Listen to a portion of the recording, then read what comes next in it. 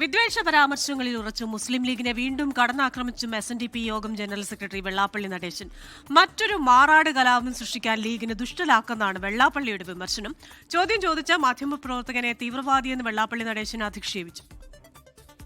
ഈ മുസ്ലിം സമുദായം മൊത്തമായി ഈ വിദ്വേഷം പരത്താവുന്ന രീതിയിൽ മുസ്ലിം സമുദായത്തെ തിരിച്ചുവിട്ടുകൊണ്ട് ഒരു മതവിദ്വേഷം ഇവിടെ സ്ഥാപിച്ചുകൊണ്ട് മതസൗഹാർദ്ദം ഇല്ലാതാക്കി മതസൗഹാർദ്ദമില്ലാതെ കലഹങ്ങൾ ഉണ്ടാക്കാൻ ഒരു കുൽസിത ശ്രമമാണ് ഇന്നിപ്പോൾ ലീഗ് നടത്തിക്കൊണ്ടിരുന്നത്. മുസ്ലിം സമുദായത്തെ മൊത്തം ഈഴവ സമുദായത്തിന് എതിരാക്കാൻ അങ്ങനെ ഇനിയൊരു മാറാട് കലാപം ഇവിടെ അടുത്ത ഭരണം കിട്ടിയാൽ നടത്തണമെന്നുള്ള ദുഷ്ടലാക്കോടുകൂടി ലീഗിൻ്റെ നേതാക്കന്മാരും പരിശ്രമിക്കുന്നു. ഞാൻ വെല്ലുവിളിക്കുന്നു. ഒരു സാമൂഹ്യനീതി വേണമല്ലോ. ഇവർ ഭരണത്തിൽ ഇരുന്നപ്പോൾ സാമൂഹ്യനീതി നടപ്പിലാക്കിയോ ലീഗ്? അതിന് സർവേ എടുക്കാനും പഠിക്കാനും ഒരു കമ്മീഷൻ വെച്ച് ഇവരുടെ ഭരണകാലത്ത് സാമൂഹ്യനീതി നടപ്പിലാക്കിയോ ഇല്ലയോ എന്നൊരു ആത്മപരിശോധന നടത്താൻ ഞാൻ വെല്ലുവിളിക്കാനവരാണ്. ഈ വന്ന ആളെ എനിക്കറിയാം. റാഹീം ഇരാറ്റുപേട്ടക്കാരനാണ്, MSFൻ്റെ നേതാവാണ്. അവൻ തീവ്രവാദിയാണ്, മുസ്ലിങ്ങളുടെ വലിയ വക്താവാണ്. ഇതൊക്കെ എനിക്കറിയാം. അയാൾ ആരോ പറഞ്ഞതാണ്.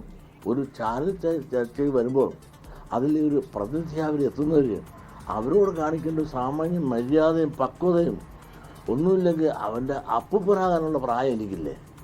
അതിൻ്റേതൊരു മര്യാദയും വേണ്ട എന്നോട് സംസാരിക്കാൻ, ഒരു ദാഷ്ട്യത്തോട് സംസാരിക്കാൻ. എനിക്ക് പറയാനുള്ള പറയാണ്. എൻ്റെ അനുഭവത്തിൽ താനാരാടോ താനാരാ?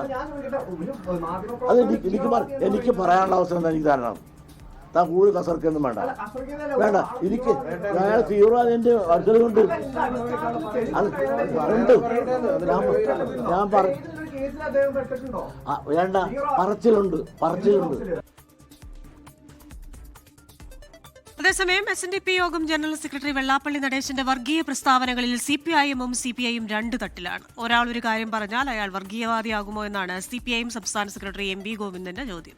വർഗീയ പരാമർശങ്ങൾ കൊണ്ട് ഒരാൾ വലുതാകുമോ ചെറുതാകുമോ എന്ന് ജനങ്ങൾക്കറിയാമെന്നായിരുന്നു CPI സംസ്ഥാന സെക്രട്ടറി ബിനോയ് വിശ്വത്തിന്റെ നിലപാട്. ആ പ്രതികരണങ്ങളിലേക്കാണ്. നിങ്ങൾക്ക് അതാ പറയേണ്ടി എന്നെ കൊണ്ട് പറയിപ്പിക്കലാണ്. പറഞ്ഞ ഒരാൾ ഒരു കാര്യം പറഞ്ഞ ഉടനെ തന്നെ ആൾ വർഗീയവാദിയാവുമോ? നിങ്ങൾ നടത്തിക്കൊണ്ടിരിക്കുന്നത് ഓരോ തിരുത്താൻ തയ്യാറാവുന്നില്ലെങ്കിലല്ലേ നോക്കാം. അതിലല്ലോ വർഗീയവാദിയായിട്ടൊന്നും ഞങ്ങൾ ചിത്രീകരിക്കുന്നില്ല കേട്ടോ. LDFനോ അത് ഏതെങ്കിലും പാർട്ടിക്കോ മാർക്കിടാനോ തെറ്റ് ശരിയും പറയാനോ ഞങ്ങളാരും വെള്ളാപ്പള്ളിയെ ഏൽപ്പിച്ചിട്ടില്ല.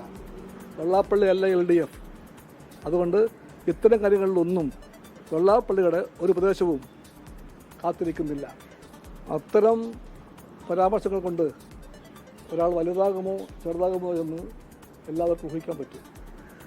എല്ലാവർക്കും അത് മനസ്സിലാക്കാനുള്ള കെൽപ്പ് അദ്ദേഹത്തിനും ബന്ധപ്പെട്ടവർക്കും ഉണ്ടാകട്ടെ എന്നാണ് എൻ്റെ ആഗ്രഹം. SNDPയുടെ സെക്രട്ടറി സ്ഥാനം അവിടെ ആരിരുന്നാലും ഓർമ്മ വേണം. ആ കസേര ഒരുപാട് വലിയ മനുഷ്യർ ഇരുന്ന കസേരയാണ്, കുമാരനാശാൻ മുതൽ. വെള്ളാപ്പള്ളി നടേശൻ മുഖ്യമന്ത്രിയുടെ നാവാണെന്ന് പ്രതിപക്ഷ നേതാവ് VD സതീശൻ ആരോപിച്ചു. ചില ആളുകളെ കൊണ്ട്, ചില വ്യക്തികളെ മുന്നിൽ നിർത്തി അവരെ കൊണ്ട് വർഗീയത ഉണ്ടാക്കാൻ ശ്രമിക്കുകയാണ്.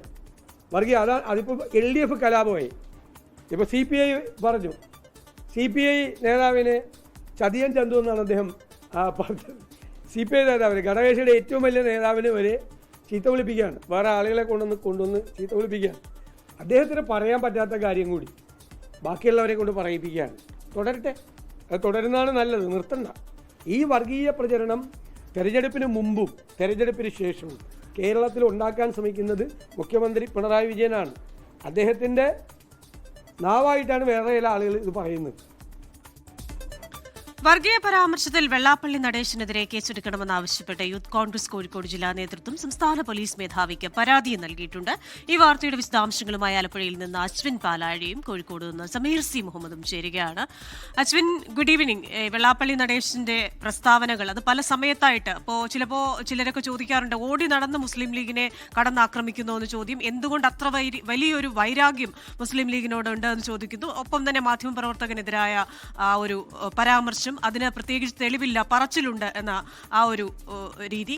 ഒപ്പം തന്നെ ഇത് LDF ഉണ്ടാക്കി വെക്കുന്ന ചില പ്രശ്നങ്ങൾ. അപ്പോൾ ഒരു വശത്ത് പിണറായി വിജയൻ അല്ല ബിനോയ് വിശ്വം എന്ന് പറയുന്നു, LDF അല്ല വെള്ളാപ്പള്ളി എന്ന് ബിനോയ് വിശ്വം പറയുന്നു. മൊത്തത്തിൽ എന്താണ് സംഭവിക്കുന്നത്? കൃഷ്ണ, പതിവ് പോലെ വെള്ളാപ്പള്ളി നടേശന്റെ ഇന്നത്തെയും വാർത്താ സമ്മേളനം അത് ലീഗിനെ കടന്നാക്രമിക്കാനാണ് അദ്ദേഹത്തിന്റെ ഭൂരിഭാഗം സമയവും എടുത്തത്. അതിൽ തുടക്കം മുതൽ ഒടുക്കം വരെ ജാതിയും മതവും വർഗീയതയും തന്നെയാണ് അതിന്റെ ആധാരമായിരുന്നതും എന്നുള്ളത് ആ വാർത്താ സമ്മേളനത്തിൽ നമ്മൾ കണ്ടതാണ്. അതിര് കടന്ന പല പരാമർശങ്ങളും ഉണ്ടായിരുന്നു. അതിനപ്പുറത്തേക്ക് ഇത്രയും നാൾ പറഞ്ഞുകൊണ്ടിരുന്ന കാര്യങ്ങൾ അദ്ദേഹം ആവർത്തിക്കുകയും ചെയ്യുന്നു. UDF അധികാരത്തിലുണ്ടായിരുന്ന കാലത്ത് ലീഗ് അവർക്ക് ആവശ്യമുള്ളതൊക്കെ നേടിയെടുത്തു. അതിനപ്പുറത്തേക്ക് മറ്റ് സമുദായങ്ങൾക്ക് അർഹമായ പലതും ലീഗ് തട്ടിയെടുത്തു. അതായത് ഈ വിദ്യാഭ്യാസ മന്ത്രിയുടെ സ്ഥാനം പോലും നിർണ്ണയിച്ചത് മലപ്പുറത്തു നിന്നാണ് എന്നുള്ളതടക്കമുള്ള പരാമർശങ്ങളാണ് നടത്തിയത്. അത് മലപ്പുറത്തേക്കെല്ലാം കൊണ്ടുപോയി എന്നുള്ളത് വീണ്ടും വീണ്ടും ഉറച്ചു പറയുകയാണ് വെള്ളാപ്പള്ളി നടേശൻ. അതിന് പക്ഷേ അദ്ദേഹത്തിന് കൗണ്ടറായി ചില ചോദ്യങ്ങളും ഉണ്ടായിരുന്നു. അതിനോട് മറുപടി പറയാൻ അദ്ദേഹം കൂട്ടാക്കിയുമില്ല. അതായത് 2002 ലീഗിൻ്റെ വിദ്യാഭ്യാസ മന്ത്രി ഉണ്ടായിരുന്ന കാലത്ത് മലപ്പുറത്ത് SN ട്രസ്റ്റിനൊരു വിദ്യാഭ്യാസ സ്ഥാപനം നൽകിയിരുന്നു. ലീഗിൻ്റെ കാലത്തൊന്നും കിട്ടിയില്ല എന്ന് ഈ വിദ്യാഭ്യാസ സ്ഥാപനം കയ്യിലുള്ളപ്പോൾ എങ്ങനെ പറയാനാകും എന്നൊരു ചോദ്യത്തോട് അദ്ദേഹം ക്ഷുഭിതനാവുകയായിരുന്നു. ആ കാര്യങ്ങളൊന്നും ഇവിടെ പറയേണ്ടതില്ല, നിങ്ങളോട് പറയേണ്ടതില്ല എന്നുള്ളതായിരുന്നു വെള്ളാപ്പള്ളി നടേശൻ്റെ മറുപടി. അതിനുമപ്പുറത്തേക്ക് കഴിഞ്ഞ ദിവസം വെള്ളാപ്പള്ളി നടേശനെ ശിവഗിരിയിൽ വെച്ച് ക്ഷുഭിതനാക്കിയത് LDF സർക്കാരിൻ്റെ കാലത്ത് SN ട്രസ്റ്റിന് എന്ത് കിട്ടി എന്നുള്ള ചോദ്യമായിരുന്നു. ആ ചോദ്യം ഇന്നും ആവർത്തിച്ചു. അതിനോടും വെള്ളാപ്പള്ളി നടേശന് മറുപടിയില്ല.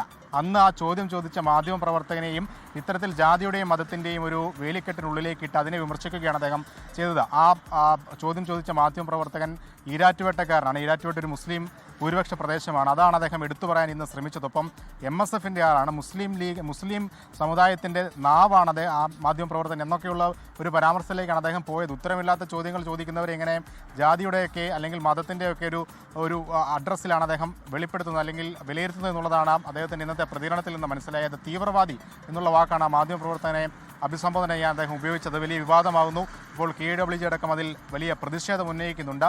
എന്തായാലും പല ചോദ്യങ്ങൾക്കും അദ്ദേഹത്തിന് ഉത്തരമുണ്ടായിരുന്നില്ല. പറഞ്ഞത് കേൾക്കാനാണ് നിങ്ങളെ വിളിച്ചത് എന്നുള്ളതാണ് അദ്ദേഹം വാർത്താ സമ്മേളനം അവസാനിപ്പിക്കുന്നതിന് മുമ്പ് പറഞ്ഞ് തീർത്തത്. അത് പല ചോദ്യങ്ങളോടും ക്ഷുഭിതനായ ആ ചോദ്യങ്ങൾ പൂർത്തീകരിക്കുന്നതിന് മുമ്പ് അദ്ദേഹം വാർത്താ സമ്മേളനം പൂർത്തിയാക്കി വീട്ടിലേക്ക് മടങ്ങുകയും ചെയ്തു.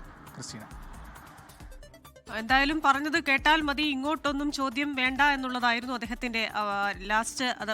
അത് പറഞ്ഞുകൊണ്ടാണ് അദ്ദേഹം വാർത്താ സമ്മേളനം അവസാനിപ്പിച്ചത്. പക്ഷേ അതുകൊണ്ട് ഈ പരാമർശത്തിലുണ്ടാകുന്ന പ്രതികരണങ്ങൾ, അതിലുള്ള പ്രതിഷേധങ്ങൾ, പരാതികൾ ഒക്കെ അടങ്ങുമോ എന്നുള്ള കാര്യത്തിൽ യാതൊരു ഉറപ്പുമില്ല.